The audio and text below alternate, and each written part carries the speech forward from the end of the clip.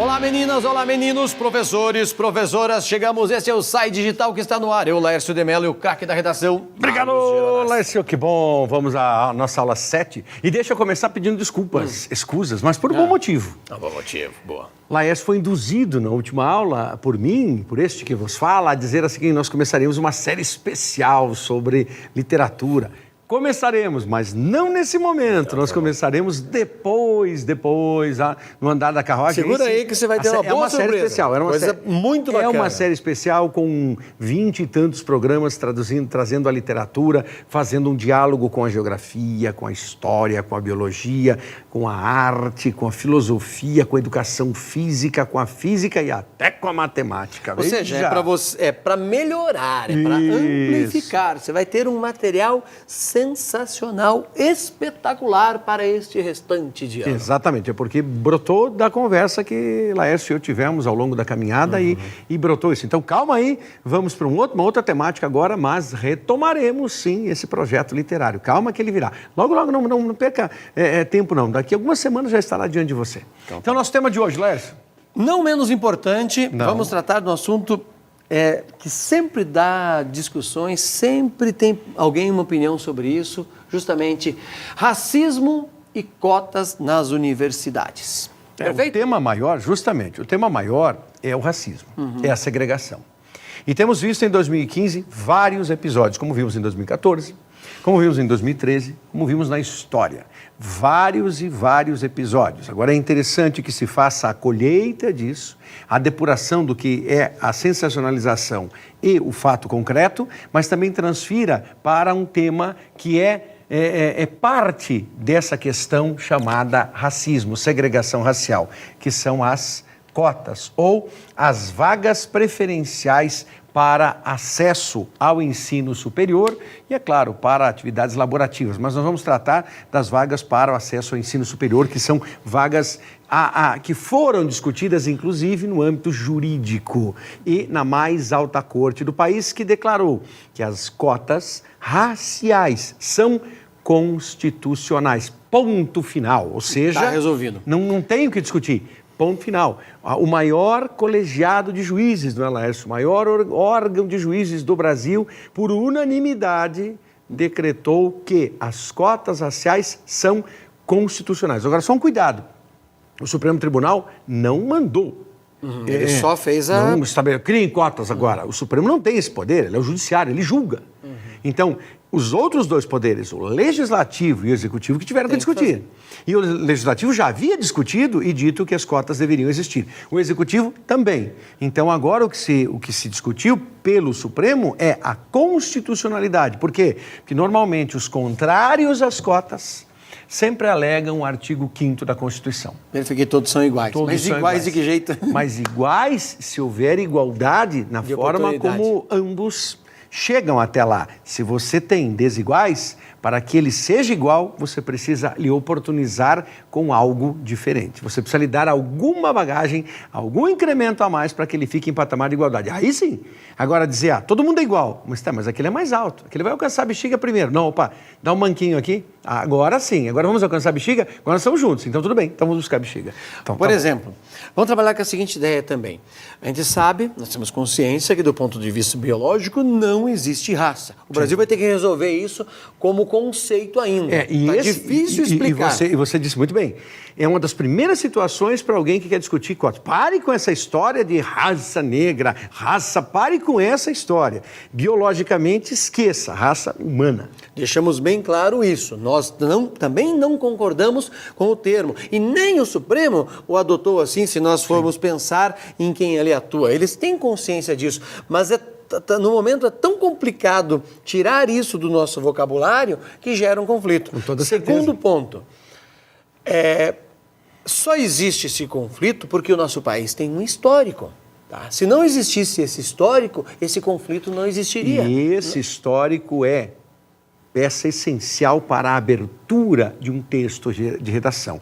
Quando nós estamos discutindo aqui, Laércio e eu, qual é a nossa intenção? Que você escreva fazer a provocação que ele tenha um bom texto. E ao escrever o texto, o que você precisa fazer? Ter diante de si conhecimento histórico. Não dá para ficar na superfície. Esse é o problema de grande parte dos textos de alunos que querem vestibulares, alunos que querem o exame nacional, alunos que querem concursos públicos diversos. Eu estou na ansiedade do concurso, na ansiedade do vestibular, na ansiedade do Enem, eu não sei que temas redacionais virão. Ora, os temas redacionais são diversos. A questão é como você está capacitado para isso. E, em textos de opinião, em dissertação argumentativa, a capacidade é o conhecimento que você adquiriu ao longo de toda a sua trajetória educacional. Veja, então é importante aqui que o professor, que o aluno, vá buscar argumentos. Além do que nós vamos levantar aqui para que você construa a ideia, nada impede de você ter um trabalho em conjunto entre português, história, geografia, fazer um debate e artes. Junta artes aí, porque... Pode, você está nas linguagens, você está nas linguagens. Sim, junta tudo isso e vamos fazer uma discussão, vamos criar argumentos a partir das nossas provocações e daí elaboramos um texto que tenha consistência, que tenha poucos retoques a partir desse ponto. Essa palavra que você usou lá, isso é essencial. Consistência. Porque quando olhamos qualquer estatística, vamos pensar no Enem 2014. 6 milhões e... quase 200 mil. 6 milhões e 100 mil fizeram a prova. Mais de 200 mil ignoraram, zeraram porque não entregaram. Então, o zero já foi atribuído. Daí, mais de 529 mil ficaram no zero por causa de várias situações. Desde rasurar até fazer gracinhas, o caso do essas coisinhas, fugir ao tema, enfim. Depois, mais outros 3 milhões, quase 3 milhões, ficaram abaixo de 500 pontos. E o número maior, mais impactante, além desses 3 milhões e meio, foi de 1,5 milhão de candidatos que conseguiram fazer a prova do Enem. Mas eles ficaram entre 500 e 600 pontos. Ou seja, degradante, então aí você soma 3 milhões e meio, então espera aí, de 6 milhões e 100 mil, 5 milhões são candidatos que apresentam um texto sofrível, discutível. E você disse bem, por quê? Porque não tem competência, não tem uma condição de escrever um bom texto, porque não tem bagagem alguma. Não lança a mão da história. Antes da gente, então, para trazer mais dados para o aluno criar lá consistência, eu vou fazer uma pergunta, a gente não tinha combinado isso antes. Eu li algumas das redações nota 1000. Sim. Que estão disponíveis para o Enem, exatamente, disponível. Eu li algumas. Eu fiquei impressionado com a construção do texto. Tem erros de português, mas o texto está perfeito. Como é que funciona isso? Fala isso para o nosso... Claro que ele não tem, que eu não estou admitindo que ele venha construir o erro de português. Não. Mas como é que pode isso? Qual é a regra? Você que já corrigiu a prova. Sim, Larissa. Porque o que acontece nesse momento? O que importa mais? A ausência de um acento em amável ou ter construído um parágrafo com coerência e coesão. Perfeito. Com exatidão. Claro que é o amável, alguém vai dizer, mas claro que não. Claro que não. Então, o indivíduo vai entender que ele cometeu equívoco. Ele não precisa ser alguém que diga assim, amável. Foi na pressa, ele pulou. Amável é uma palavra paroxítona, terminada em L, cuja sílaba tônica é a penúltima, e todas as paroxítonas terminadas em L, cuja penúltima sílaba é tônica, são acentuadas. Eu não preciso disso para ser feliz. Agora, se eu não souber construir um parágrafo com 6 linhas, 8 linhas, aí não dá, amigo. Perfeito. Aí não Rapaziada, dá. essa dica, professores, alunos, é claro que é importante. Todo mundo se policia na hora de colocar um texto. Numa fala, a gente constrói às vezes esquece um S ou coisa parecida. Por quê? Naquela loucura, como eu fiz agora, de tentar construir uma frase o mais redonda possível, você vai ter equívocos. Só que você tem que ter capacidade de construir o texto. Nós não estamos aqui defendendo o erro, não é isso. Nós só estamos colocando em grau de importância e dificuldade. Perfeito. Porque, Laércio, escrever um texto... eu sempre brinco com os meus alunos. Você que acredita que escrever é fácil, eu lhe coloco em 2 patamares apenas. 2.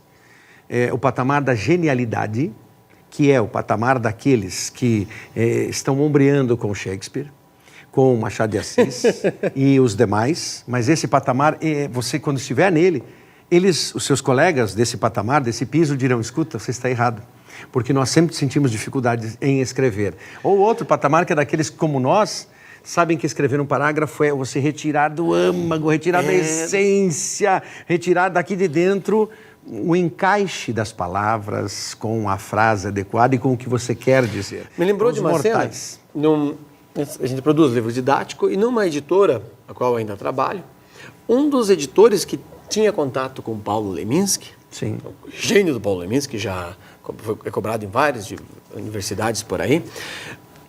Quando ele me disse, eu não acreditei que acontecia aquilo. Diz que o Paulo Leminski chegava com o seu texto inicial, entregava na editora e falava o seguinte, revisão, por favor, não seja maldoso comigo, na hora de corrigir, seja cruel.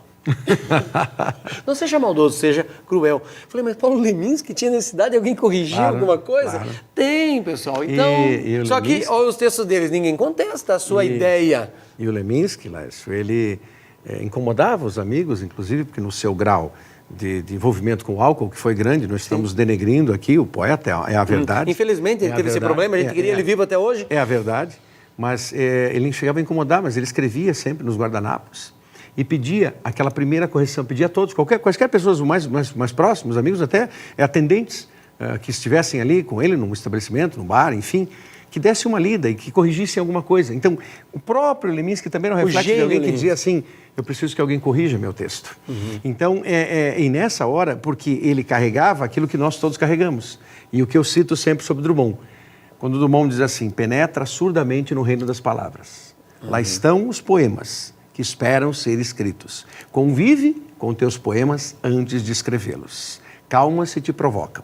Paciência se obscuros. O que ele está dizendo com isso? Divino. Que não é fácil, não é simples. Então, aí, veja, quando você quer escrever e ousa, né, escrever sobre um tema como a segregação racial e trabalhar com as cotas, primeiro você precisa conhecer uma base histórica para fazer a introdução do texto, Laércio. Depois, conhecendo essa base histórica, você precisa elencar elementos que levaram à necessidade da instrumentalização das vagas preferenciais chamadas como cotas. Nessa base histórica você tem que trabalhar. Vamos lá, nosso país é colonizado pelos portugueses. Eu sou um descendente deles, de avós que vieram de Portugal. Mais especificamente de Açores, açorianos. Meu bisavô era açoriano. Segundo ponto, então, primeiro tem esta população que nem muito, entre aspas, muito branca era. Certo. Porque o meu biotipo é de um mouro, quando os mouros ali estiveram, depois que foram expulsos de Portugal. À época, considerava-se os negros, e ainda tem gente que pensa assim, é só você ver as páginas amarelas de uma revista que eu não aconselho muito, mas no início de 2014, um tal de Feliciano deu uma entrevista, dizendo, apoiando a ideia de que a população negra era descendente daquele filho de Noé, que foi amaldiçoado. Sim. E, portanto, eu poderia ir até a África, pegar aquelas pessoas que ali estavam e transformá-las em escravas, que Deus não ia me castigar, não era pecado nenhum. Então, existe essa ideia imbecil no imaginário popular. Introjetada. Isso está, mesmo aquelas pessoas que não sabem do que eu acabei de falar, tem isso impregnado. Tem. E veja o exemplo. Olha, o Laércio abre para a atualidade de 2015. Vamos citar aqui 2 exemplos apenas. 2 exemplos em 2015. Caso de uma jornalista de Brasília chamada Cristiane, que resolveu fazer aquilo que quase todo mundo que tem uma página no Facebook, outras situações, mas sobretudo no Facebook, faz.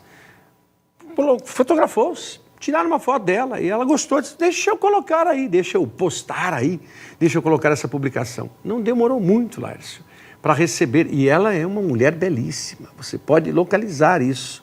Google, oráculo Google para você localiza, jornalista de Brasília, Cristiane. Aí localiza o que acontece, começaram a postar, colocar comentários ao lado da foto, como por exemplo, que linda macaca. Fizeram o mesmo com aquela garota que trocaram há pouco tempo no Jornal Nacional.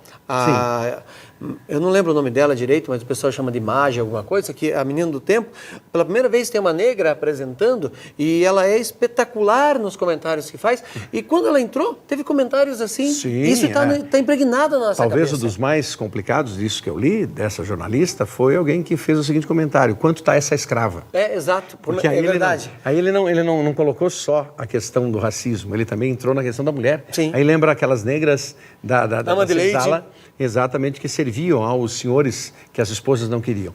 E agora, recentemente, você acompanhou, ginasta brasileiro negro, ganhou medalha aqui de uma etapa na Copa do Mundo de ginástica, uma brincadeira. O grupo de três ali, entra aqui, né? o grupo de três meninos. Fazendo uma brincadeira. Ele me deu constrangido, o garoto constrangido. Mas é a brincadeira, claro que eles foram punidos e se arrependeram severamente por isso.